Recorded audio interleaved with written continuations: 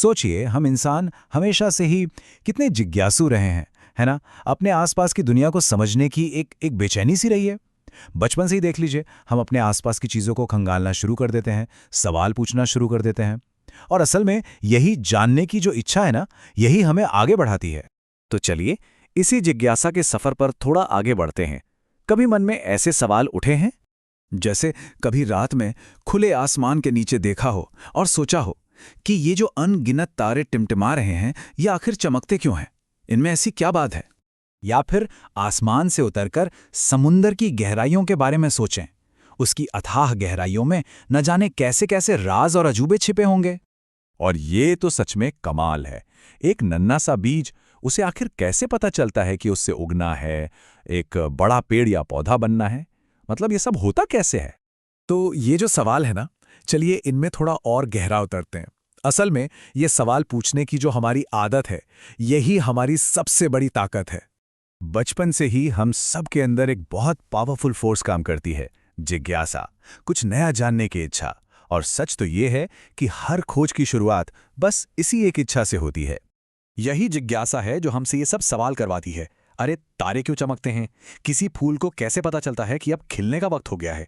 एक इल्ली तितली में कैसे बदल जाती है? या बारिश कैसे बनती है और क्यों गिरती है? देखने में ये बड़े सीधे साधे सवाल लगते हैं, लेकिन यही सवाल गहरे रहस्यों के दरवाजे खोलते हैं। ठीक है, सवाल तो बहुत हैं, पर इनके जवाब कहाँ मिलेंगे? और बस यहीं पर एंट्री होती है विज्ञान की, साइंस, जो हमें इन रहस्यों को समझने का एक नजरिया, एक तरीका देता है। तो हमारे इन सारे सवालों के जवाब खोजने का जो सफर है ना, उसी का नाम है विज्ञान। ये कोई बोरिंग रटने वाला सब्जेक्ट नहीं है, बिल्कुल नहीं।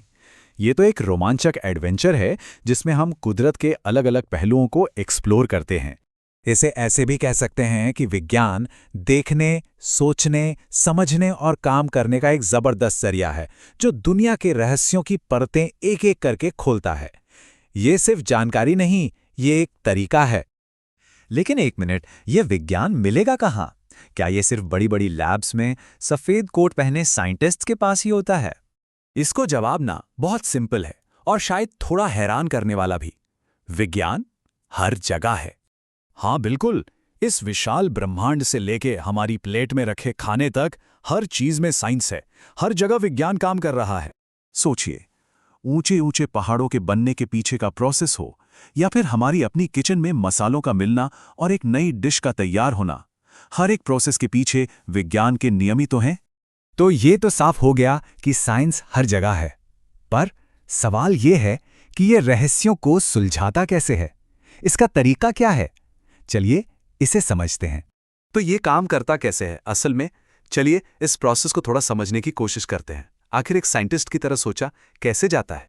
इसको समझने के लिए ना एक बहुत ही सिंपल रोजमर्रा का एग्जाम्पल लेते हैं।